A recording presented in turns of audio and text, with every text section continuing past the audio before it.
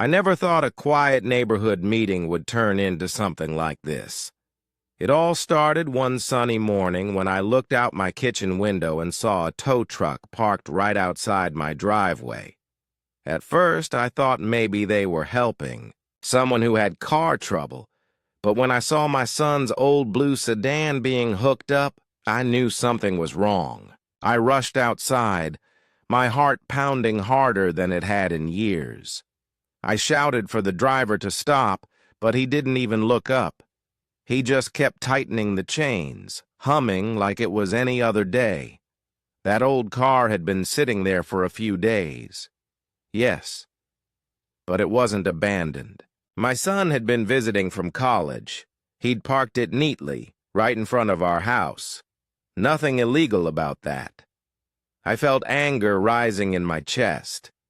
I tried to stay calm, but there was this deep burn inside me, the kind that only comes when you know something unjust is happening right before your eyes. I asked the driver who told him to tow the car. He finally turned toward me, his expression flat and bored. "HOA orders, ma'am," he said. "They said this car doesn't belong here. HOA orders." Those two words echoed in my mind. Our homeowners association had always been strict, but this was something new. My voice shook when I told him, "That's my son's car. He's just visiting." But before I could say more, he shrugged and said, "Take it up with them," and climbed into his truck. I could hear the metal clink as he pulled the car tighter. Every sound felt like a stab. That car wasn't just metal and wheels. It was part of our family memories, road trips, late-night talks, and the pride in my son's eyes when he bought it himself with his first summer job money. I dialed the HOA office number right then and there. My hands trembled as I waited for someone to pick up. When the receptionist answered, her tone was cold and distant, like she had already decided whose side she was on. "Yes, Mrs. Walker," she said. "The board decided that the car was an eyesore. It's not registered in our community." An eyesore. That word hit me like a slap. I looked at that car again. Old, yes, but well kept. My son had polished it just last weekend. It wasn't rusted or broken. The only thing wrong with it was that it didn't fit their picture of perfection. I took a deep breath and said, "That car belongs to my son, and maybe you should know he's Senator Brooks' son." There was silence on the other end of the line. A long, heavy silence. I could almost hear her swallowing her words. Then, in a suddenly softer voice, she said, "Let me get back to you on that, Mrs. Walker." The tow truck stopped. The driver, now looking a bit unsure, stepped out of his truck and checked his clipboard. He muttered something under his breath and started unhooking the chains. My neighbors had started coming out of their homes by then, curious about the noise. I could feel their eyes on me, some sympathetic, others judgmental. This neighborhood had always prided itself on order, on beauty, on control. But sometimes that control became cruelty. When the car was finally freed, I stood there, shaking but relieved. The driver mumbled an apology and drove off, leaving a trail of dust behind him. I turned to my son, who had just stepped outside, confusion written all over his face. He was tall, confident, and polite. But I could see the same fire in his eyes that I'd felt moments earlier. "What happened, Mom?" he asked softly. I told him everything, every word, every insult, hidden in polite tones. His face hardened, and he simply said, "They shouldn't have done that." He took out his phone, and for a second, I didn't understand what he was doing. But then I saw him typing a message, a calm, formal one, to his father, the senator. Within an hour, the story began to shift. Calls were made, emails were sent. The HOA, which once acted like a tiny kingdom, suddenly found itself under a spotlight brighter than it had ever imagined. That's when I realized sometimes it takes a small act of arrogance to uncover the truth about power. And that morning, the truth began to surface.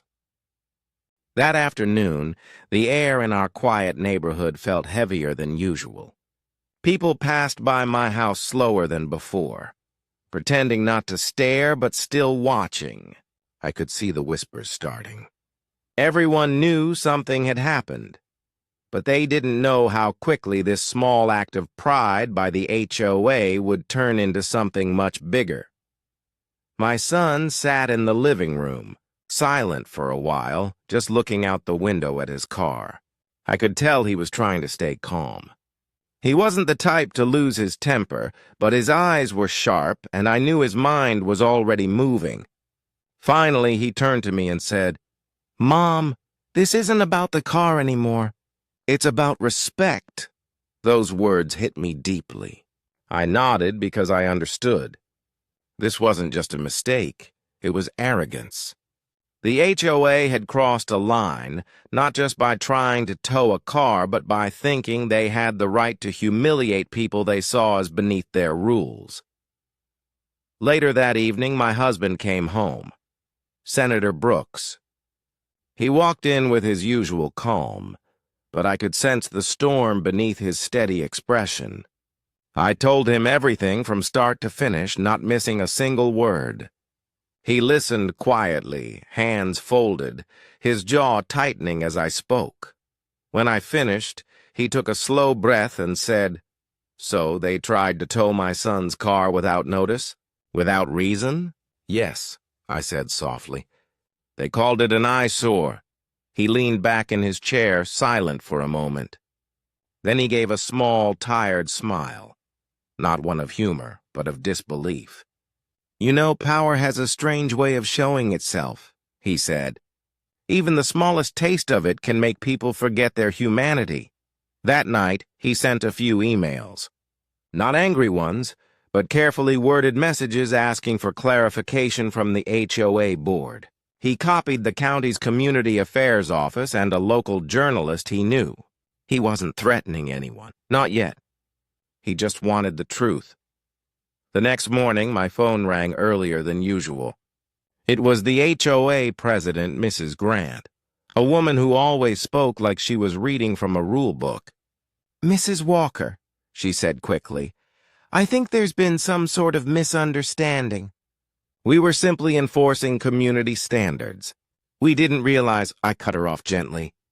"Didn't realize what, Mrs. Grant? That the car belonged to a senator's son? Or that you were treating a resident like they didn't matter?" There was a pause. I could almost feel her shrinking on the other side of the call. She said something about policy, about how they had to maintain neighborhood image, but her voice was trembling now. By noon, people were talking. The story had spread, not just around the neighborhood, but into local news circles. HOA attempts to tow senator's son's vehicle. The headline flashed on my phone like a spark in dry grass. Some neighbors came by to show support. Others came just to gossip. But what surprised me most were the few who confessed that they'd been bullied by the HOA, too. One woman said they'd fined her for leaving her trash cans out 15 minutes too long. Another man admitted they threatened him over painting his fence the wrong shade of white. The more I listened, the clearer it became. This wasn't about one car. It was about years of quiet intimidation, years of small injustices that people had swallowed because they were afraid of trouble. My son looked at me and said softly, "Maybe this is our chance to make it right for everyone." That evening, my husband called for a meeting, not an official one, but a simple gathering of neighbors in our front yard. The autumn air was cool, and the sunset threw long golden shadows across the street. People brought chairs, cups of tea, and stories they'd kept buried for too long. One by one they spoke. Some angry, some sad, but all of them tired of being treated unfairly. The HOA board members didn't show up at first. Maybe they thought it would blow over. But when someone started recording the meeting, posting it online, they finally arrived, nervous and stiff, like students caught cheating on a test. Senator Brooks stood and greeted them with calm respect. "We're not here for revenge," he said. "We're here for fairness. This community doesn't need more rules. It needs more understanding." He spoke not as a politician, but as a neighbor. Every word he said carried weight, not because of his title, but because of his sincerity. The crowd listened quietly. Even Mrs. Grant, who always looked untouchable, had her eyes lowered. When he finished, there was a moment of silence, the kind that feels heavier than words. Then slowly, people began to clap. That night, the atmosphere in the neighborhood shifted. It wasn't over yet, but something had changed. Fear had started to fade, replaced by unity. Before going to bed, I looked out the window again at my son's car, parked safely where it had always been. The moonlight reflected off the hood, and I smiled to myself. It wasn't just a car anymore. It was a symbol of standing up quietly but firmly against arrogance. Still, deep down, I knew the HOA wouldn't back down so easily. Pride, when wounded, often fights harder than before. And I was right. The very next morning, we received an official notice from the HOA, cold. Printed words in bold letters, "You are in violation of community standards. Further action may be taken." I read the letter twice, my hands trembling, anger building once again. They weren't finished. They were doubling down. I showed it to my husband. He read it slowly, folded it neatly, and said, "Then we'll show them what real accountability looks like." The next few days felt like living inside a slow-moving storm. Everything looked calm from the outside, but under the surface, you could feel the pressure building. Every morning I found a new letter or notice in our mailbox, polite words hiding quiet threats. The HOA was trying to fight back, and they weren't doing it gently. My husband, the senator, read every line carefully. He wasn't angry, and not yet. He was disappointed. And that was worse. I'd seen him deal with harsh debates and political fights before, but this was different. This was home. This was where his family lived, where his son's laughter once filled the driveway. "They still don't understand," he said one evening, setting the letter on the table. "They think this is about power, but it's about people." He wasn't the kind of man who shouted. When he wanted to make a point, his silence did most of the work. That night, he made a decision, not as a senator, but as a father and a neighbor. The next morning, he called a press conference right there in front of our home. The street was lined with cars and cameras. The same neighbors who once avoided attention stood beside us. Some were nervous, others hopeful. I stood close to my son, my hand on his shoulder. The senator stepped forward, the morning light falling across his face. He looked straight into the cameras and spoke softly but firmly. "Rules are made to bring harmony," he began. "But when rules are used to shame, to control, or to humiliate, they stop serving people and start serving pride. This isn't just about my son's car. It's about how we treat one another as human beings." You could have heard a pin drop. His words carried the kind of truth that didn't need to be shouted. He spoke for 10 minutes about fairness, respect, and what happens when small people are given too much unchecked authority. He never mentioned names, never raised his voice, but every word cut through the air like a blade of reason.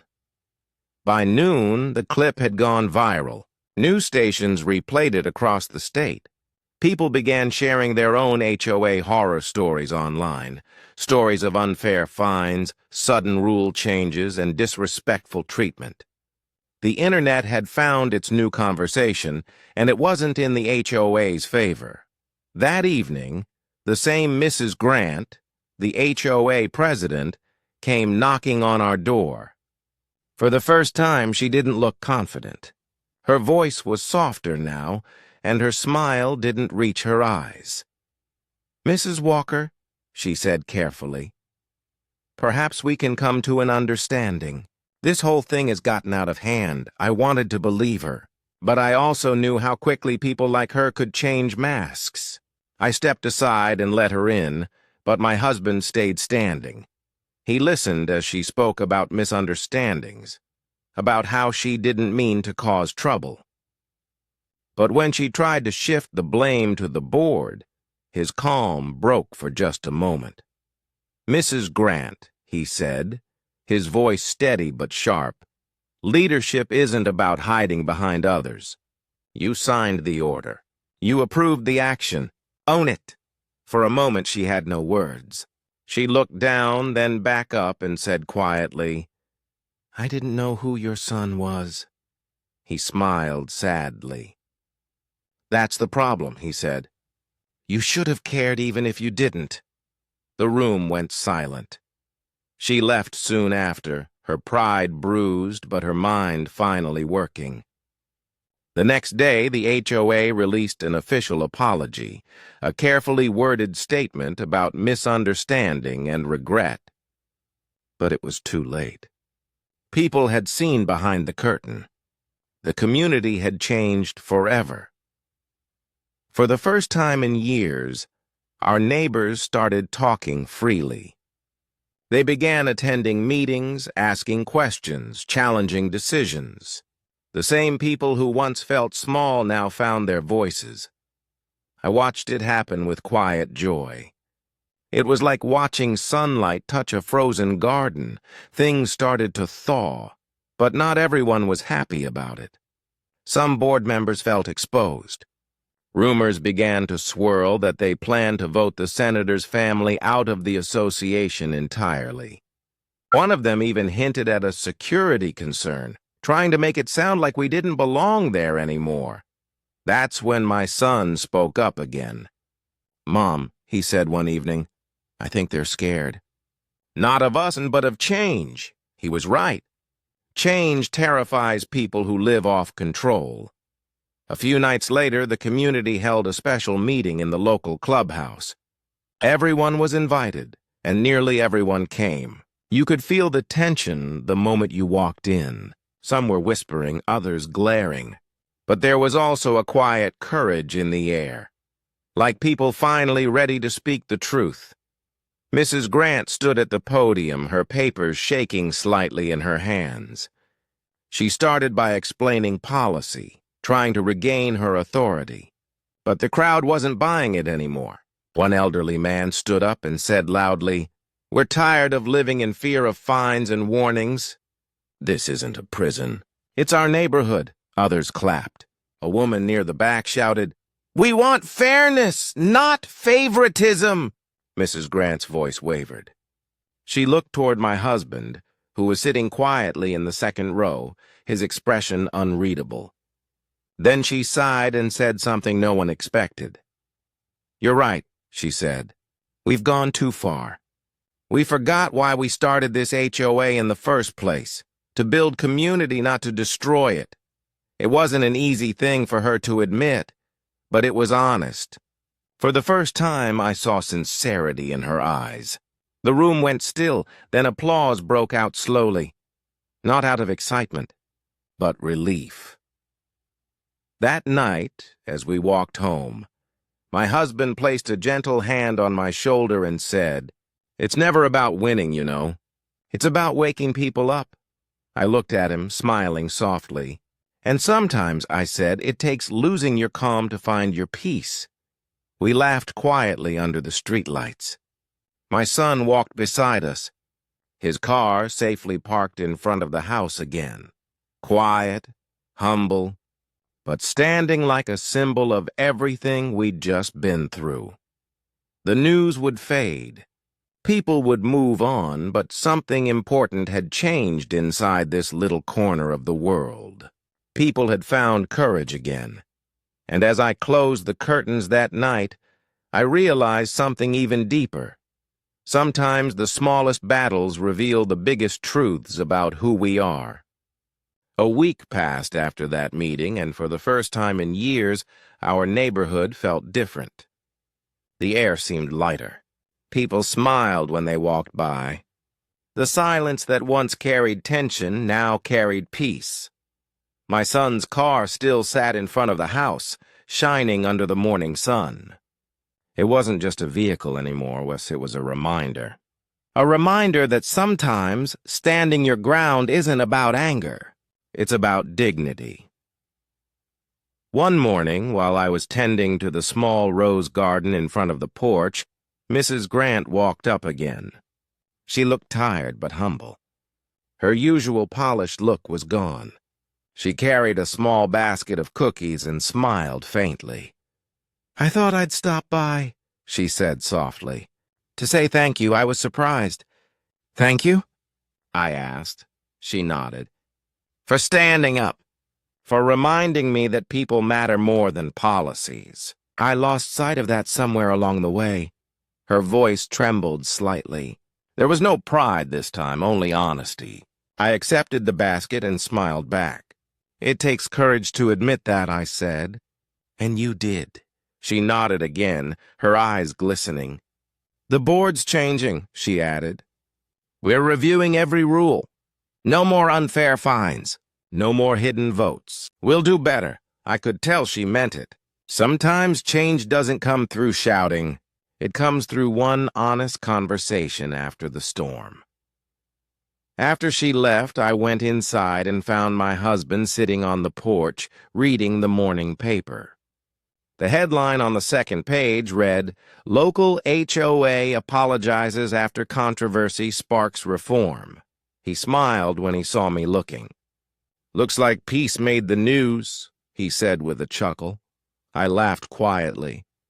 "Not a bad headline for once," I replied. He folded the paper and looked at me thoughtfully. "You know," he said, "people think politics happen in big buildings and on television.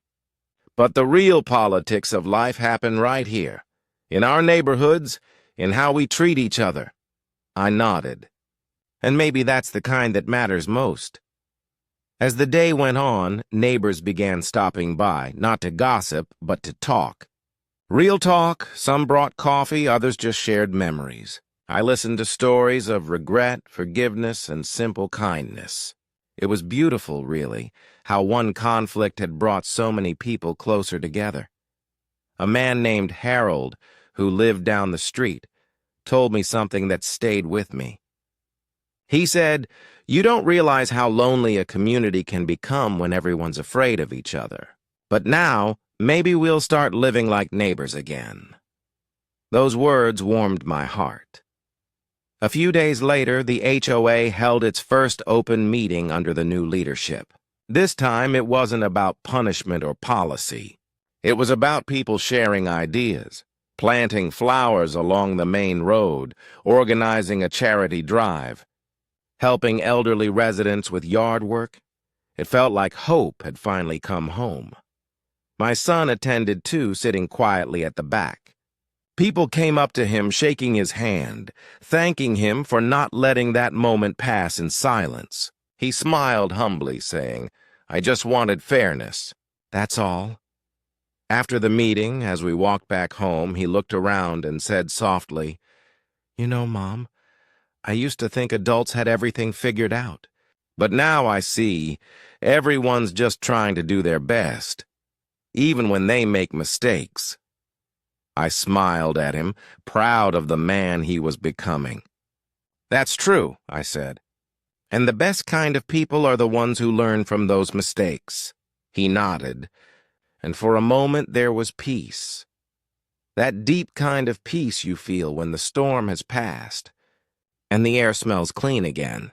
That evening, The three of us sat outside watching the sunset. The sky was painted with soft pink and gold, and a gentle breeze moved through the trees. My husband leaned back in his chair and said quietly, "Do you ever think about how small things change the world?" I smiled. "All the time." He nodded. "A car, a rule, a conversation, and suddenly everything's different." We sat there in silence for a while, watching the light fade. The world felt softer somehow, as if it too had taken a deep breath after holding it for too long. In the days that followed, I noticed small acts of kindness spreading like ripples. Someone mowed an elderly neighbor's lawn. Another family offered to repaint the community benches for free. The HOA newsletter, once filled with warnings and fines, now carried cheerful updates and thank yous. The neighborhood had rediscovered its heart, and every time I walked past my son's blue car, I smiled. It wasn't shiny like a new car, but it had character. It had stories. It had meaning. One Sunday afternoon, a young couple moving into the neighborhood stopped to ask about it.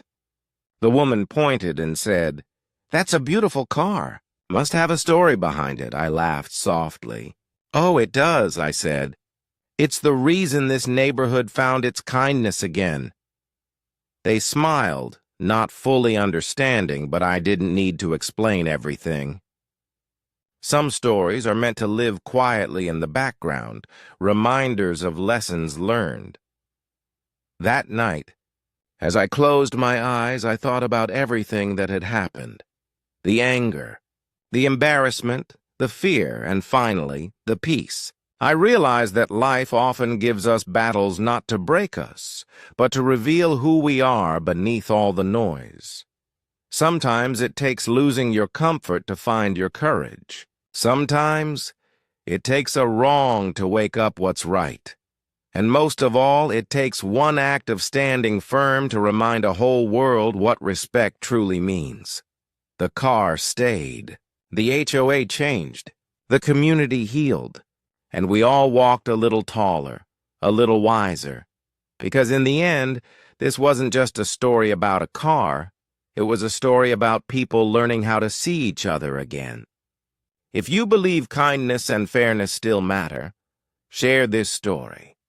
Remind someone today that doing what's right doesn't need power, just courage. Because when one person stands up, an entire community can learn to stand together.